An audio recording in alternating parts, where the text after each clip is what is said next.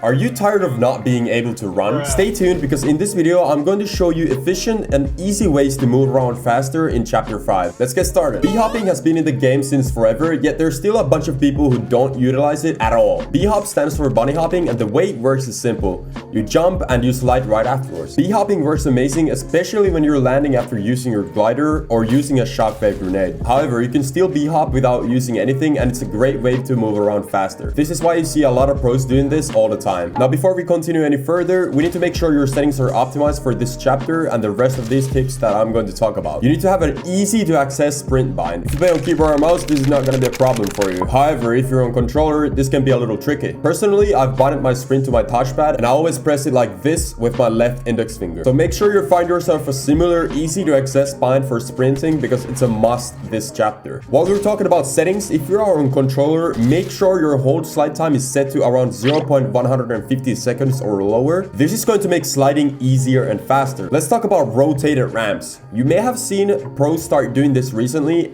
and you're going to see it a lot more in the future. This strat is genius and you're going to get left behind if you don't start using it. This strat works for a lot of different situations. It's great for rotating around the map, pushing enemies, getting down from buildings, mountains, build fights, etc. Another great way of moving is the sprint jump slide strat. It's similar to the B-hop, but this gives you more speed, and when you do this, you don't want to jump as often as you would with the B-hop, since this is going to eat up your sprint bar very fast. When you do this, you want to sprint for at least a couple seconds, then jump, and then hold down your slide button while you're in the air. And you want to keep on sliding until you are close to losing your momentum. I personally often use this when I'm sliding down a mountain or when I'm trying to rotate faster. Last but not least, make sure you are utilizing your tag sprint while building. Obviously, you can't tag sprint while you have your builds out, but you can use tag sprinting in between you placing your builds, like while side jumping for an example. If you tag sprint right before your side jump, you jump and fly a little faster and further. You can also do this while pushing on your enemy when they are on high ground. I like to do this strat where I fake a ramp and then I tag sprint to the other way and mantle up on the enemy.